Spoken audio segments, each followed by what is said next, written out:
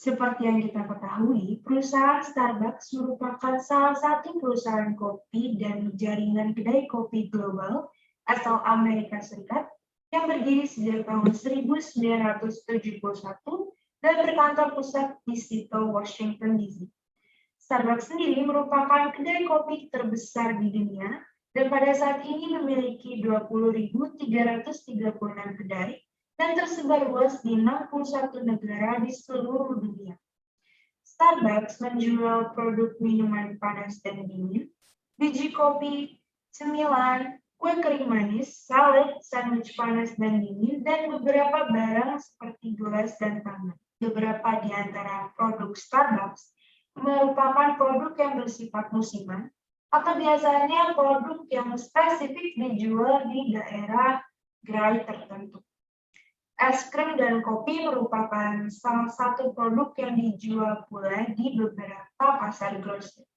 Kemudian, pada tanggal 12 Januari 2019, Starbucks kembali mengekspansi bisnisnya di Indonesia dan membuka gerai baru dan terbesar di Pulau Dewata, Bali. Gerai ini bernama Gerai Starbucks Coffee Sanctuary atau Starbucks Reserve Dewata dan berlokasi di Jalan Sunset Road nomor 77, Kute Seminyak, Kabupaten Badung, Bali. Gerai ini merupakan satu-satunya gerai yang berkonsep Coffee Sanctuary terbesar di dunia dan merupakan gerai kopi terbesar se-Asia Tenggara. Gerai ini mengusung konsep dari rumah tradisional Bali dan Coffee Sanctuary dan didesain dengan tujuan untuk mengajak pelanggan mengetahui proses dari coffee journey dari benih hingga ke cangkir. Selanjutnya ada analisis SWOT dari perusahaan Starbucks itu sendiri. Nah, yang pertama itu ada strength atau kelebihan. Apa sih kelebihan dari Starbucks? Kelebihan Starbucks itu produk yang ditawarkan atau yang diproduksi itu beragam banget. Nggak cuma minumannya aja. Selama ini kan kita tahu Starbucks itu kayak cuma minuman, kopi, gitu-gitu aja kan.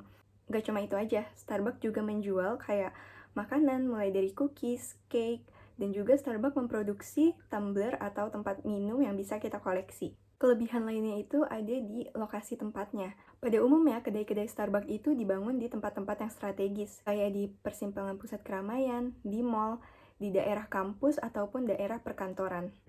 Yang kedua ada weakness atau kelemahan. Nah, kelemahan Starbucks itu bisa dilihat dari harganya. Kalau misalnya dibandingin sama kedai-kedai kopi lainnya, Starbucks itu memang agak lebih mahal. Ini tuh dikarenakan penggunaan biji kopi pilihan dan semua prosesnya itu dikerjakan sendiri. Nah, dari penggunaan biji kopi pilihan ini bisa jadi kekuatan Starbucks itu lagi. Selanjutnya ada opportunity atau peluang. Untuk mengembangkan bisnisnya, Starbucks turut melalui jalur teknologi. Secara khusus, perusahaan memutuskan untuk berinvestasi di mesin Mastrena dan Clover untuk mengurangi waktu pembuatan kopi oleh barista. Selanjutnya, Starbucks ini mengubah citra kopi yang tadinya negatif jadi positif. Dan juga pangsa pasar dan pertumbuhan pasar Starbucks ini tuh tinggi. Yang terakhir ada threat atau ancaman.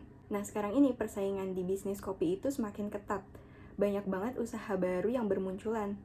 Mulai dari kedai kopi di jalanan, supermarket, ataupun kafe-kafe, dan masih banyak lagi. Selanjutnya ada ancaman produk pengganti seperti produk-produk minuman lainnya, seperti minuman bersoda, teh, jus yang dijual di retail.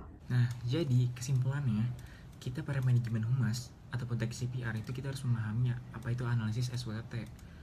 Kan definisi SWOT sendiri dari suatu teknik perencanaan strategi yang bermanfaat untuk mengevaluasi kekuatan, kelemahan, peluang, dan ancaman dalam suatu proyek. Nah, jadi jika kita sudah memahami analisis SWOT, baik perusahaan maupun produksi yang kita buat itu akan diterima oleh masyarakat, dan juga kita bisa tahu kekuatan kita bagaimana, terus untuk mengatasi kelemahan kita bagaimana, dan kita bisa mengambil peluang dari kekuatan kita bisa mencegah ancaman yang ada dari kekuatan yang kita punya, dan kelemahan yang kita punya juga itu bisa diatasi, dan itu semua karena analisis SWOT. Sekian kesimpulannya, terima kasih.